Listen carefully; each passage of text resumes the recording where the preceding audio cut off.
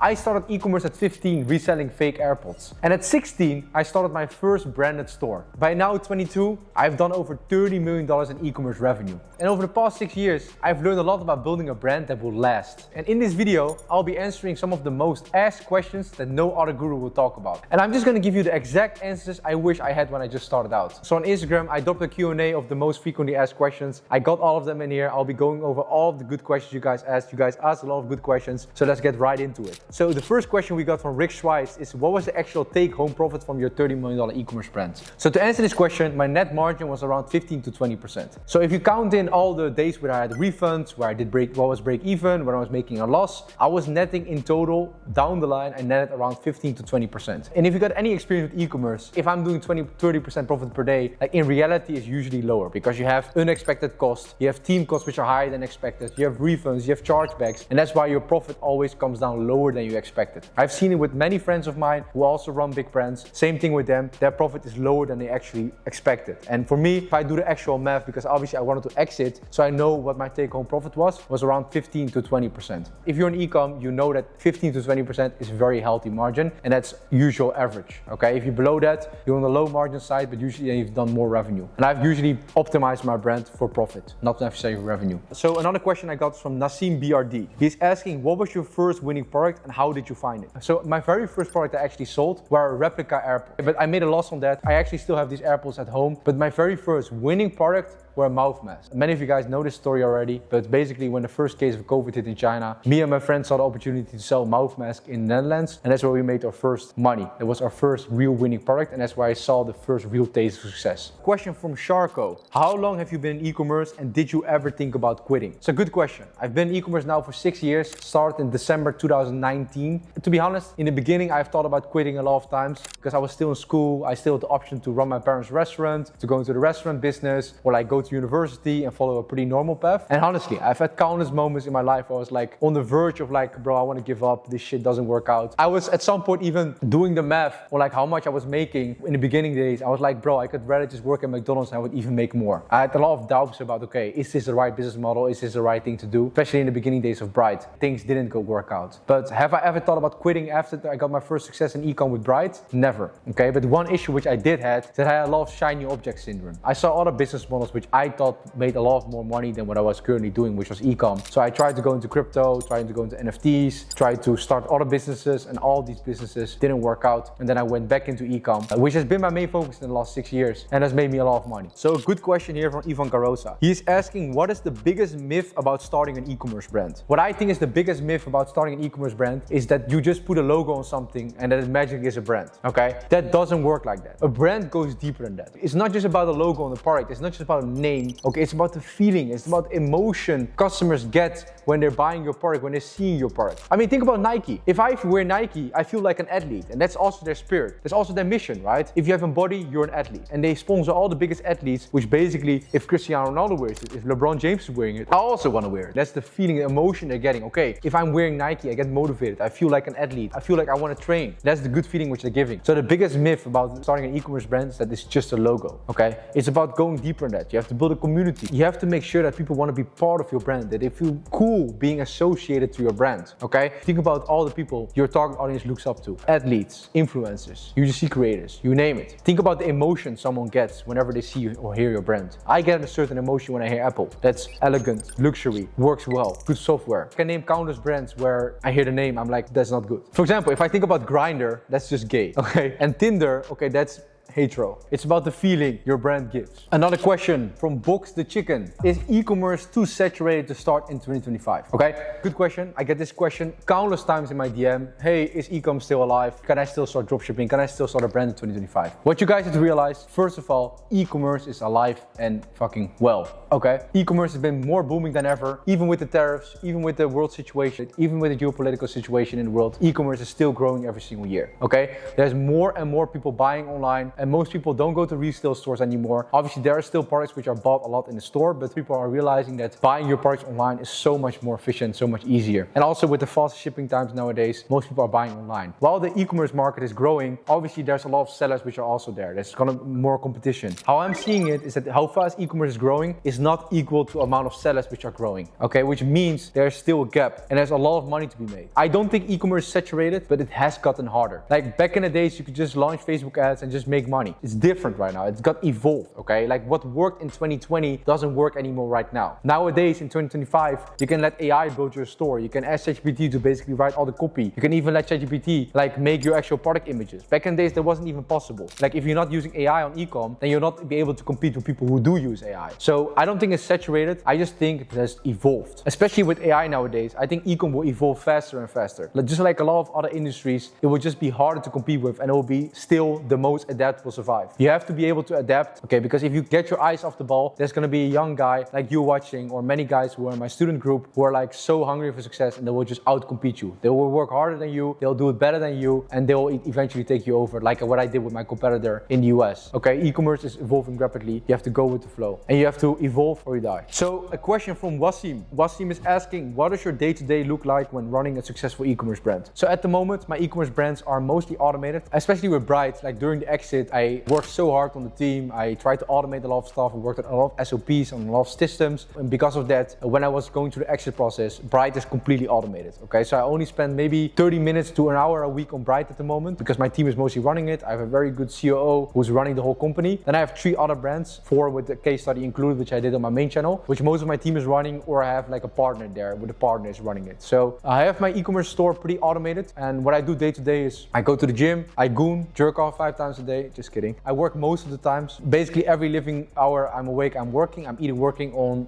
my e-commerce, I'm either coaching a student, or I'm working on my new startup. So I have enough to do, and if I'm not working, I'm either training or sleeping. So that's what I'm doing day to day. I just work every single living hour that I have because I think that's the only way to become successful. So because I have a bigger team, I can work on more things at the same time, okay? So back in the days, I was doing the same routine, but I was just working on one single brand. I had way less leverage because I was just spending all my time on just one brand on one store, which was obviously Bright. And that's why I became successful. But now, because I've gotten further in my entrepreneurial journey, I can do more things at the same time. Use my team, I can use leverage to do more things at the same time and have more impact. So that's what I do day to day. Someone there is asking, if you had to start over today with $0 in your pocket, what would you do first? So for the people who have $0 in their pockets right now, and if I would be in your shoes right now, because I was once in your shoes. So what I would be doing in your shoes is find someone who has already done what you want to do, has achieved what you want to achieve, and has made all those mistakes already. Finding a mentor like that will save you so many mistakes in the future and will basically speed run your learning curve like by 10,000 times. I personally bought a couple of courses, but I never done a mentorship. I see it with my current students as well. Strategies I'm teaching, the mistakes I'm avoiding them to make, bro, they're speed running their success. What took me 4 years to achieve, they're doing in literally 3 months. Because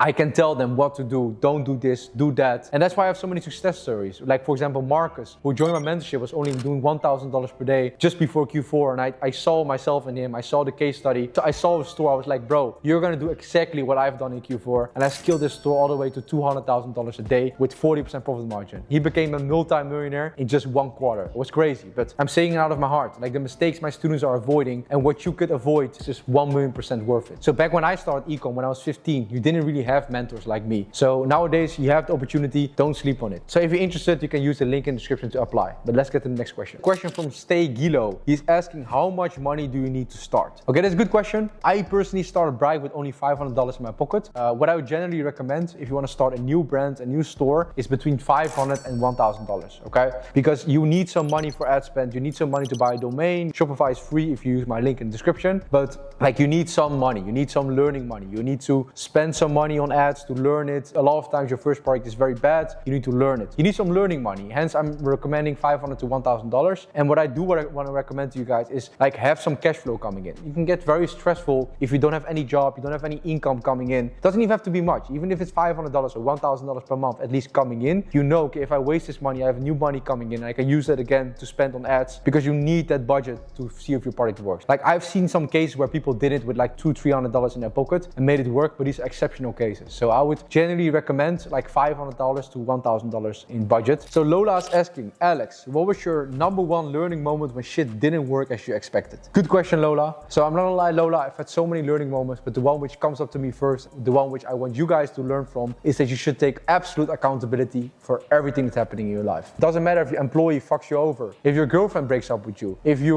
get in a car crash. It doesn't matter what the fuck happens in your life, you have to take absolute accountability for it. The reason why you want to take absolute accountability for anything that's happening in your life, if you give yourself accountability for everything that's happening in your life, you'll be the only one who's fixing it. And if you're gonna blame other people, if you're gonna blame your parents, if you're gonna blame the government, if you're gonna blame your girlfriend when she breaks up with you, she's the only one who can fix it. You get what I mean? So that's why you should take absolute accountability for everything that's happening in your life. If I look at any successful person I know, they take absolute accountability for everything that's happening in their life. So Daquarius is asking, how did you validate product idea before launching? I actually made a complete video about this. You should be watching the product research video about that. But how I validate my product idea before launching it is that I do a lot of competitor research. I search the keywords, I search the brand name on Facebook ad library, I search it on Kalo data, I search it on trending topics, I searched on Google Trends. I dove very deep into that in the product research video, which is also on this channel, but you should be watching that, by the way. But that's how I validate the product idea before I actually launch it, okay? Because I want to do a lot of research. I want to see that there's actually demand for the product before I'm actually going to sell it. Because a big part of being successful in e-commerce is actually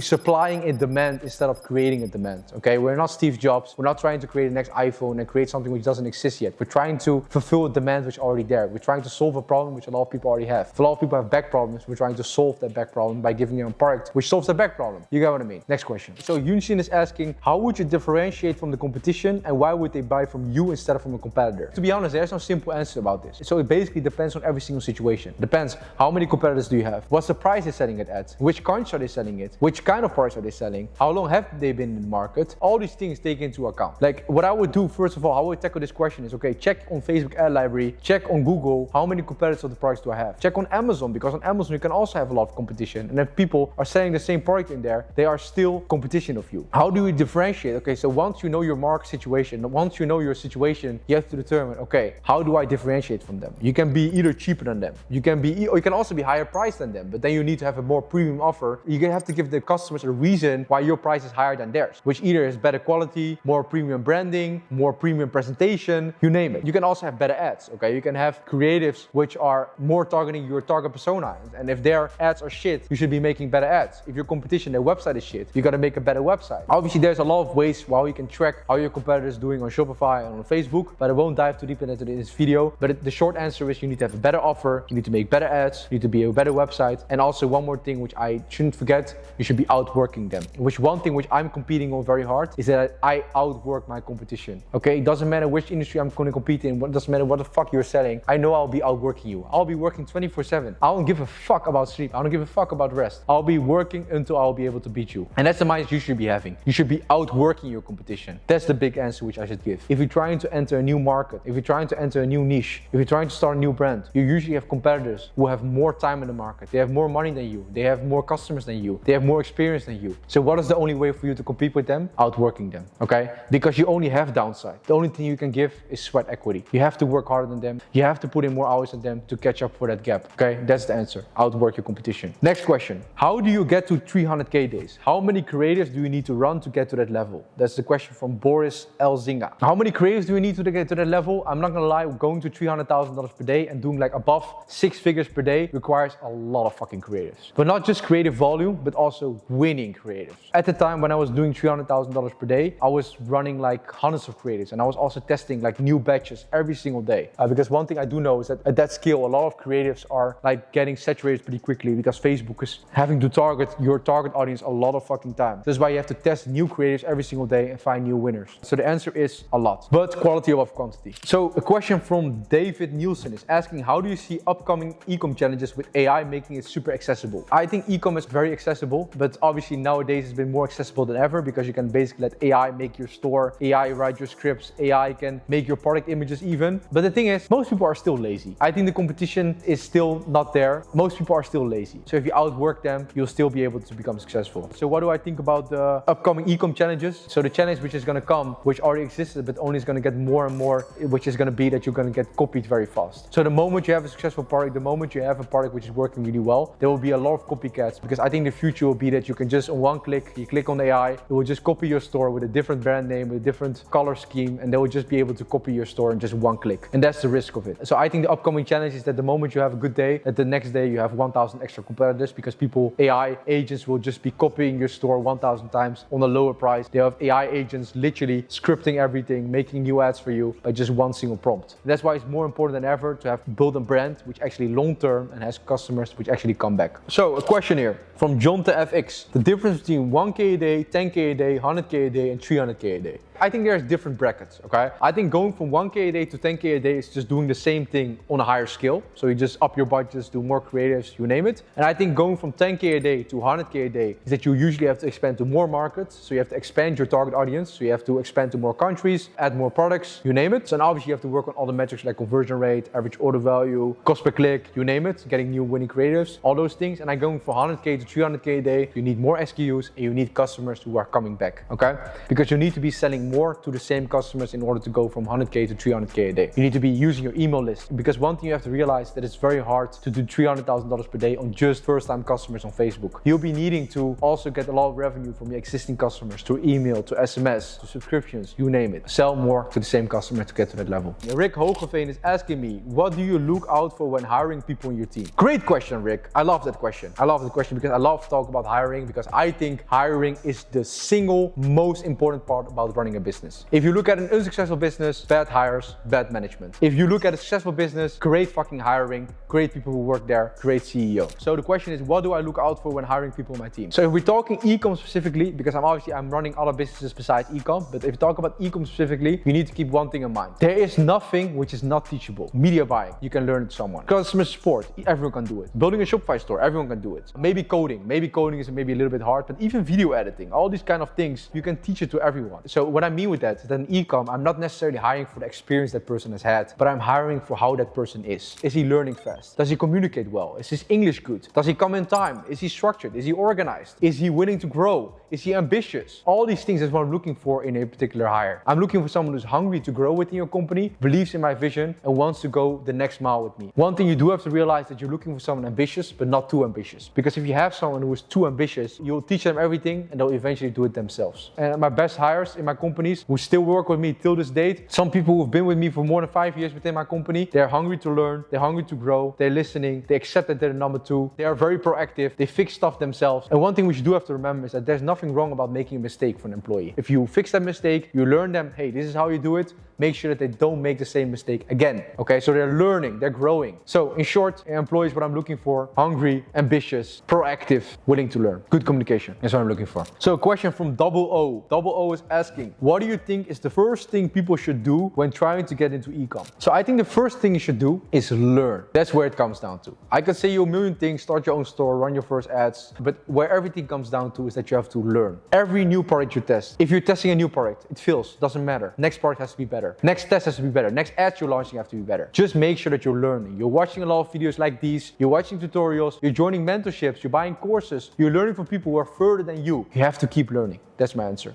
So Jay Dougal86 is asking, what is the best payment gateway after Shopify payments for the US? I think Shopify payments is the best payment gateway because also it has the lowest fees. You won't have the 0.5% fee on other payment processors. So I think Shopify payments is the best. And I think US Shopify payments is probably the strongest one. Like an equal one, which also pretty strong, is probably UK Shopify payments, or European Shopify payments, like Dutch one or like any European one. But I'm generally very much a fan of Shopify payments in the US. So guys, a lot of good questions. I'm not gonna lie. Until now, I love all of your questions. I have a couple of more which I'm going to go through. Next question is about from Zaira Upsaif 111. He's asking, what are your honest thoughts on other business models like SMMA and trading? So honestly, I think those business models are probably great. But one thing which I do love about e-com, which a lot of other business models don't have, is that with e-com, you're learning skills you can use in every single business. With e-com, you're learning how to build a team. You're learning how to source products in China. You're learning how to source products and structure your supply chain. You're learning how to do digital marketing. You might not realize it right now, but the skills you're learning with e-com will benefit you for the rest of your life, because you can use that to start every single business model and dominate every single business model. If I'm very good at trading, bro,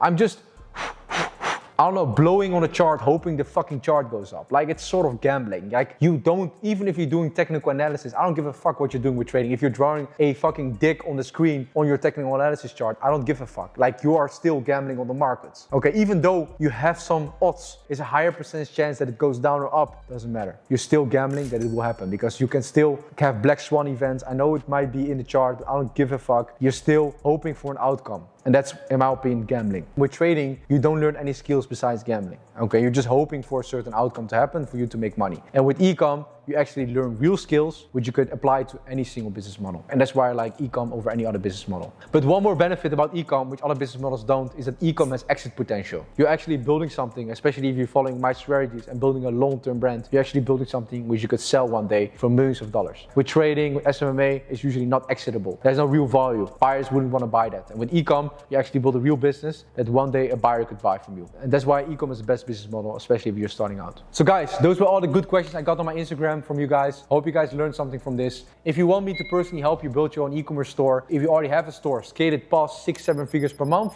link in the description to apply for the mentorship. And you guys know the drill. Leave a like on this video. Leave a comment what you want to see on the next video. I want to thank you guys for watching. Ciao.